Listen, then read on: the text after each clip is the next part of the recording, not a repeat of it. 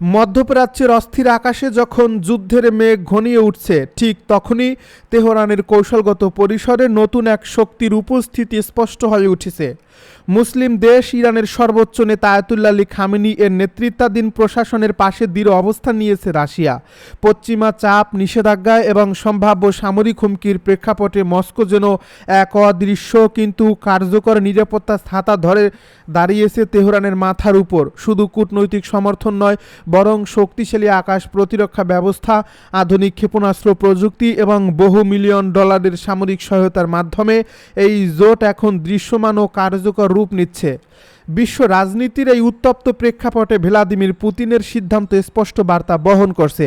ইরানকে একা ফেলে রাখা হবে না, বরং প্রতিরক্ষার প্রতিটি স্তরে তাকে শক্তিশালী করে তোলা হবে।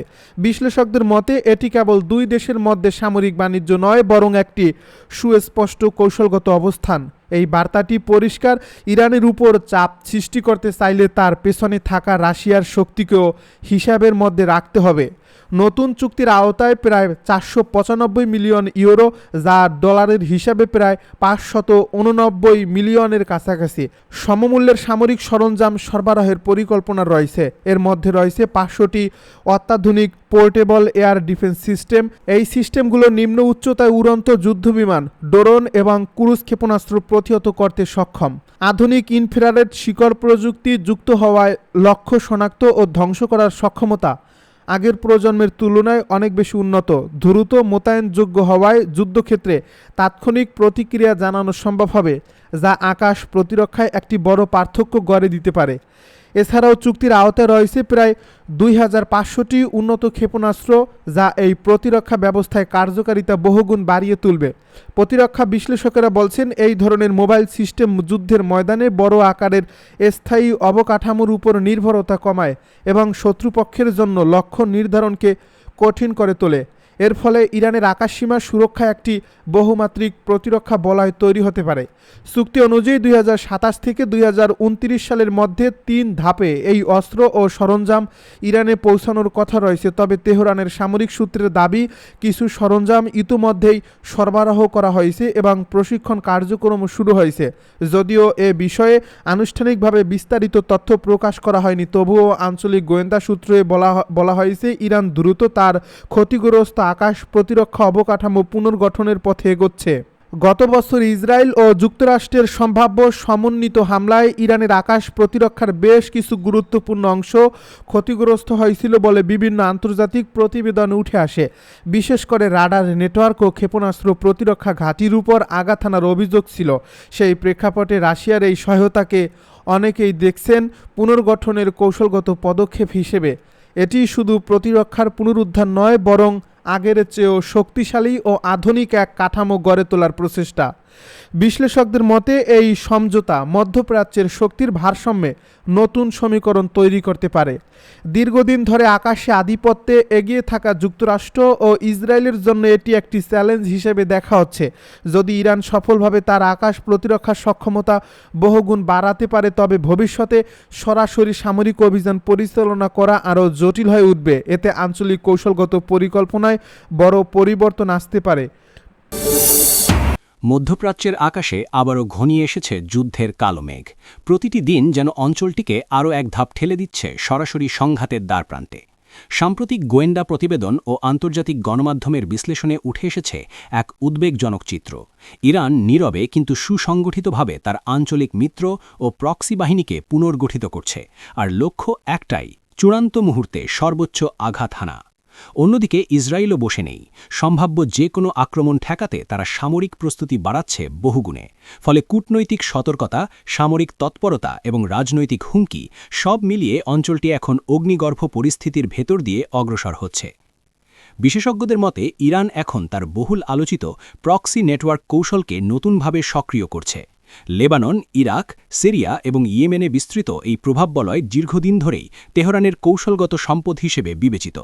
লেবাননে প্রতিরোধ আন্দোলনের উপর পূর্ণাঙ্গ সমন্বয় ও নির্দেশনা দিচ্ছে ইসলামিক রেভলিউশনারি গার্ড কর্পস বা IRGC। নিরাপত্তা সূত্র বলছে সাম্প্রতিক সপ্তাহগুলোতে তাদের জ্যেষ্ঠ কর্মকর্তারা ছদ্মবেশে লেবাননের বিভিন্ন অঞ্চলে অবস্থান নিয়েছেন। উদ্দেশ্য একটাই, সম্ভাব্য আঞ্চলিক যুদ্ধের আগেই সামরিক কাঠামোকে আরও শক্তিশালী ও কার্যকর করে তোলা। লেবাননের রাজনৈতিক মহলেও এ নিয়ে বাড়ছে উদ্বেগ। দেশটির কিছু সরকারি কর্মকর্তা আশঙ্কা প্রকাশ করেছেন আবারও দেশটি বৃহত্তর শক্তির সংঘাতে জড়িয়ে পড়তে পারে। অতীতে বহুবার প্রক্সি যুদ্ধে ক্ষতিগ্রস্ত হওয়া লেবানন এখনও অর্থনৈতিক ও অবকাঠামোগত সংকট থেকে পুরোপুরি বেরিয়ে আসতে পারেনি। এরই মধ্যে প্রতিরোধ যোদ্ধাদের পুনর্গঠন ও অস্ত্রভাণ্ডার শক্তিশালী করার উদ্যোগ নতুন করে উত্তেজনা বাড়াচ্ছে। বিশেষ করে বেকা উপত্যকায় সাম্প্রতিক গোপন বৈঠকের খবর প্রকাশের পর পরিস্থিতি আরও স্পর্শকাতর হয়ে ওঠে। নিরাপত্তা সূত্রে জানা গেছে বেকা উপত্যকার একটি স্থানে ক্ষেপণাস্ত্র ইউনিটের সদস্যদের সঙ্গে উচ্চ পর্যায়ের বৈঠক অনুষ্ঠিত হয়। সেই বৈঠকের কয়েক ঘণ্টার মধ্যেই রাতের আধারে বিমান হামলা চালায় ইসরায়েলি বাহিনী। স্থানীয় সূত্র বলছে এতে একাধিক যোদ্ধা নিহত হন, যার মধ্যে একজন জ্যেষ্ঠ কমান্ডারও ছিলেন। তেল আবিবের পক্ষ থেকে জানানো হয়েছে হামলার লক্ষ্য ছিল একটি কমান্ড সেন্টার। তাদের দাবি এটি ছিল ভবিষ্যৎ হামলা ব্যাহত করার অংশ। তবে বিশ্লেষকরা মনে করছেন এ ধরনের আঘাত মূলত প্রতিপক্ষকে বার্তা দেওয়ার কৌশল, যে কোনো পুনর্গঠনই নজরদারির বাইরে নয়। এই প্রেক্ষাপটে যুক্তরাষ্ট্রের ভূমিকাও ক্রমশ গুরুত্বপূর্ণ হয়ে উঠছে। ওয়াশিংটনের কৌশলগত অবস্থান স্পষ্ট: ইরানের সামরিক সম্প্রসারণকে নিয়ন্ত্রণে রাখা। মার্কিন সামরিক উপস্থিতি জোরদার করার অংশ হিসেবে অঞ্চলটিতে যুদ্ধবিমান ও রণতরীর মোতায়েন বাড়ানো হয়েছে। হোয়াইট হাউসের ঘনিষ্ঠ সূত্র বলছে সম্ভাব্য যে কোনো উত্তেজনা মোকাবিলায় প্রস্তুত রয়েছে যুক্তরাষ্ট্র। সাবেক প্রেসিডেন্ট ডোনাল্ড ট্রাম্প পূর্বেও হুঁশিয়ারি দিয়েছিলেন, ইরান যদি সরাসরি বা পরোক্ষভাবে মার্কিন স্বার্থে আঘাত হানে তবে তার জবাব হবে কঠোর ও তাৎক্ষণিক। সেই অবস্থান এখনও নীতিগতভাবে বহাল রয়েছে বলে ধারণা করা হচ্ছে। অন্যদিকে ইসরায়েলি গণমাধ্যমগুলো সতর্ক করে বলছে, যুক্তরাষ্ট্র যদি ইরানের অভ্যন্তরে কোনো সামরিক পদক্ষেপ নেয় তবে তেহরান সরাসরি ইসরায়েলকে লক্ষ্যবস্তুতে পরিণত করতে পারে। এমন আশঙ্কা থেকেই তেল আবিব তার প্রতিরক্ষা ও আকাশ প্রতিরোধ ব্যবস্থা শক্তিশালী করছে। আয়রন ডোম সহ বিভিন্ন ক্ষেপণাস্ত্র প্রতিরোধী ইউনিটকে উচ্চ সতর্কতায় রাখা হয়েছে। সীমান্ত এলাকায় সেনা মোতায়েনও বেড়েছে উল্লেখযোগ্যভাবে। লেবাননের প্রতিরোধ গোষ্ঠীর নেতৃত্ব থেকেও এসেছে কঠোর বার্তা। তাদের অবস্থান পরিষ্কার: ইরানের ওপর হামলা মানেই আঞ্চলিক প্রতিক্রিয়া। বিশ্লেষকদের মতে এই বক্তব্য শুধু রাজনৈতিক বিবৃতি নয়, বরং কৌশলগত সতর্কতা। কারণ বিগত সংঘর্ষে ব্যাপক ক্ষয়ক্ষতির মুখোমুখি হলেও গোষ্ঠীটি তাদের রকেট ও ড্রোন সক্ষমতায় পুনর্গঠনে মনোযোগ দিয়েছে। বিশেষ করে স্বল্প ও মধ্যপাল্লার রকেট ইউনিটগুলোকে আরও গতিশীল করা হয়েছে বলে ধারণা করা হচ্ছে। এখানেই শেষ নয়, ইরাক ও ইয়েমেনেও ইরান ঘনিষ্ঠ অস্ত্রসশস্ত্র গোষ্ঠীগুলোর তৎপরতা বেড়েছে। তারা প্রকাশ্যেই পশ্চিমা স্বার্থ ও ইসরায়েলি লক্ষ্যবস্তুতে হামলার হুমকি দিচ্ছে। আঞ্চলিক পর্যবেক্ষকরা বলছেন এই সমন্বিত অবস্থানই ইরানের বহুমুখী চাপ কৌশলের অংশ, অর্থাৎ সরাসরি যুদ্ধ না করেও বিভিন্ন ফ্রন্টে চাপ সৃষ্টি করে প্রতিপক্ষকে দুর্বল করা। বর্তমান পরিস্থিতি বিশ্লেষণ করলে দেখা যায় প্রতিটি পক্ষই যুদ্ধ চায় না বলে দাবি করছে, তবে প্রস্তুতির মাত্রা বলছে ভিন্ন কথা। সামরিক মহড়া, সীমান্তে গোলাবর্ষণ, আকাশে নজরদারি সবকিছু মিলিয়ে যেন যুদ্ধের পূর্বাভাস স্পষ্ট হচ্ছে। কূটনৈতিক যোগাযোগ এখনও পুরোপুরি ভেঙে পড়েনি, তবে তা কার্যকরভাবে উত্তেজনা কমাতে পারছে না। বিশেষজ্ঞদের মতে পরিস্থিতি নিয়ন্ত্রণের বাইরে চলে গেলে এর প্রভাব শুধু মধ্যপ্রাচ্যেই সীমাবদ্ধ থাকবে না। বৈশ্বিক জ্বালানি বাজার, আন্তর্জাতিক ব্যবসা ও ভূরাজনৈতিক ভারসাম্য সবকিছুই বড় ধরনের ধাক্কার মুখে পড়তে পারে। বিশেষ করে পারস্য উপসাগর ও লোহিত সাগর ঘিরে উত্তেজনা বাড়লে বিশ্ববাজারে তেলের দাম হঠাৎ বেড়ে যেতে পারে।